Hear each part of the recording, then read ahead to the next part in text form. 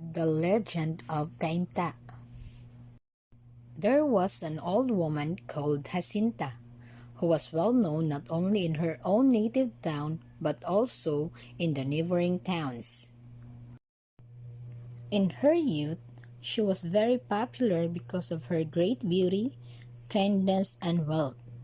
Although she was a member of a very rich clan, she showed generosity of heart to the poor.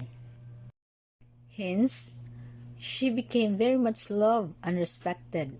Jacinta grew to be an old maid because after her sweetheart got sick and died, she never fell in love with anyone else.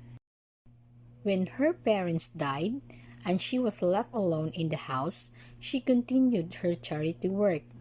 She gave alms to the long line of beggars who came to her and housed and took care of the orphans and children in the streets. In her old age, she was still very popular and was fondly called Cainta.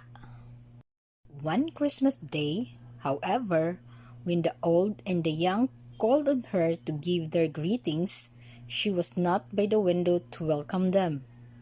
People wondered at her absence and shouted her name to call her attention, but no one came to answer.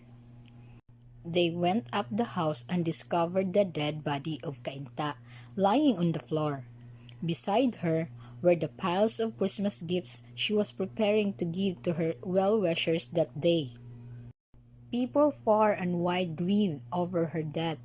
In memory of her goodness and her generosity, her native town was named after her and was called Cainta. However, Cainta was already named Cainta when the Spanish first arrived in the 1520s, so the Spanish name Jacinta is unlikely to be the origin of Cainta's name. And that's the end of the story.